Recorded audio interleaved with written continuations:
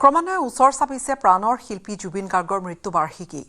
কেনেদৰে পালন কৰা হ'ব প্ৰিয় শিল্পীগৰাকীৰ প্ৰথম মৃত্যুবাৰ্ষিকী এলৈ এতিয়া চলিছে যথেষ্ট চৰ্চা আৰু ইয়াৰ মাজতে জুবিন ক্ষেত্ৰত উপস্থিত হ'ল গৰিমা শইকীয়া গাৰ্গ। প্ৰাণৰ শিল্পীগৰাকীৰ প্ৰথম মৃত্যুবাৰ্ষিকী আয়োজনৰ বাবে জুবিন ক্ষেত্ৰত উপস্থিত হ'ল গৰিমা গাৰ্গ। মৃত্যুবাৰ্ষিকী সম্পৰ্কে জুবিন ক্ষেত্ৰ পৰিচালনা সমিতিৰ সৈতে আলোচনা কৰিলে গৰিমা গাৰ্গে। 17 ছেপ্টেম্বৰৰ পৰা 3 দিনীয়াকৈ অনুষ্ঠিত হ'ব প্ৰাণৰ শিল্পীগৰাকীৰ প্ৰথম মৃত্যুবাৰ্ষিকী আৰু 3 দিনীয়া কাৰ্যসূচীত হ'ব ধৰ্মীয় আৰু সাংস্কৃতিক অনুষ্ঠান। 17 ছেপ্টেম্বৰৰ দিনা অনুষ্ঠিত হ'ব সৰ্বধৰ্মীয় প্ৰাৰ্থনাৰ লগতে 18 ছেপ্টেম্বৰৰ দ্বিতীয় দিনা অনুষ্ঠিত হ'ব নাম প্ৰসংগ। অৰ্থাৎ প্ৰথম দিনা 17 ছেপ্টেম্বৰত সৰ্বধৰ্মীয় প্ৰাৰ্থনা, 18 ছেপ্টেম্বৰ দ্বিতীয় দিনা নাম প্ৰসংগ, সন্ধিয়া থাকিব সাংস্কৃতিক অনুষ্ঠান আৰু ইচ্ছুক অনুৰাগীয়ে 18 তাৰিখৰ দিনা অনুষ্ঠান পৰিৱেশন কৰিব পাৰিব।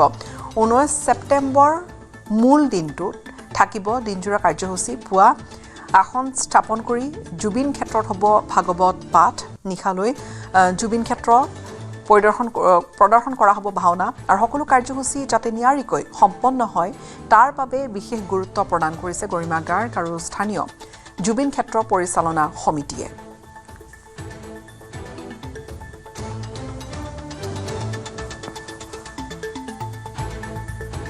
মহিলাৰ অনুষ্ঠান অগ্ৰগামিনী সামাজিক সাংস্কৃতিক মঞ্চ আৰু সংশোধনী তেওঁলোকে মিলি পেলাই কথা আলোচনা কৰিলে। তাৰপিছত আমাৰ লগত যোগাযোগ কৰিলে, আগবাঢ়ি আহিলে। তেওঁলোকে ভাবিলে যে 3 দিনীয়াকৈ সেই দিনটোৰ কাৰণে কিবা এটা ইয়াত প্ৰাৰ্থনা বা অন্য সাংস্কৃতিক জুবিন যিহেতু এখন জগতৰ সৈতে জড়িত, গতিকে তেনেকুৱা ধৰণৰ ধৰ্মীয় আৰু সাংস্কৃতিক অনুষ্ঠান ধৰণে কৰি পেলাই তেওঁৰ প্ৰতি আৰু সেই দিন 3টা দিন তেওঁলোকে কিবা এটা কৰিব। এতিয়া ইয়াত অকণমান মেৰামতিৰ কাম আছে, কাৰণ বৰষুণৰ দিন যে অলপ ফ্ল'ৰিংবোৰ বেয়া হৈ গৈছে। সিফালৰ যিটো পেণ্ডেল আছে এইটো নহয়, এইটো ঠিকে আছে বাৰু। তো সেইখিনি অকণমান মেৰামতিৰ কাম অলপ কৰিব লাগিব। সেইকাৰণে আমি প্ৰশাসনৰ লগত তেওঁলোকে যোগাযোগ কৰিব। 17 তাৰিখে ভাবিছোঁ আমি সৰ্বধৰ্ম প্ৰাৰ্থনা আৰম্ভ কৰিব আগবেলাই। তাৰপিছত যিমানখিনি আৰু 18 তাৰিখে গধূলিলৈ সাংস্কৃতিক অনুষ্ঠান। তাৰ বাহিৰে 17 তাৰিখে দিনটো আৰু 18 তাৰিখে দিনটো যিসকলে যেনেকৈ বিচাৰে নাগাৰা নাম বা অন্য ধৰণৰ নাম প্ৰসংগ, অন্য ধৰণৰ কিবা তেওঁলোকৰ নিজৰ পৰা কৰিব বিচৰা কিবা অনুষ্ঠান তেওঁলোকে আহি পেলাই ইয়াত কৰিব পাৰিব নিজৰ ফালৰ পৰা।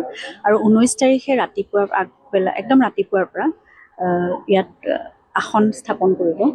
আসন স্থাপন কৰি পেলাই তাত ভাগৱত পাঠ হ'ব দিনটো, আৰু গধূলিলৈ এভাগ ভাওনা হ'ব। সেইটো 19 তাৰিখে সামৰণি আৰু তেনেদৰে।